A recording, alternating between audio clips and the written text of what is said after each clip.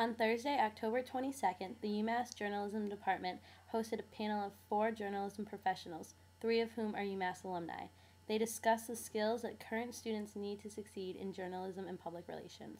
Thank you. I do want people that can write because I think that's getting lost. And I think you can train the rest. I think that probably right now I just need to see an openness and a willingness or a try things like that. They don't have to be great, but the writing has to be great. Internships are key, and they're pretty competitive right now because marketing is the first thing that gets slashed in that economy.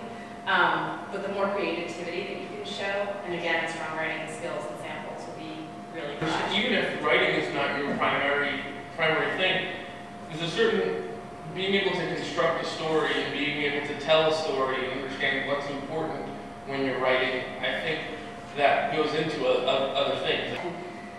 Depending on what industry you want to go into or what you actually want to do, having a writing sample that's relevant to that. But as for a creative director and someone who does advertising, if you give me a short story, it doesn't really help me translate that you're going to be able to write for my business.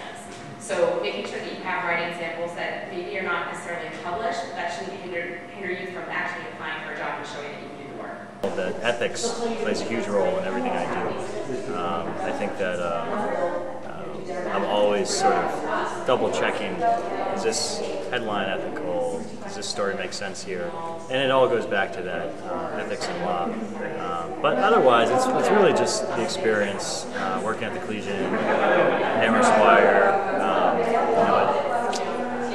News writing classes are good, but it's the experience that helps you professionally. 3 of those people were my students, and what really struck me is how thoughtful they are, incredibly thoughtful, and how they were all good students, but how I can see how much they've grown in terms of the way they think about things, and they are so generous with their time. So it's a really nice feeling. I stay in touch with a lot of my students, so it's a feeling I have a lot, and a lot of them come back to talk to you now. So it's really it's a great thing.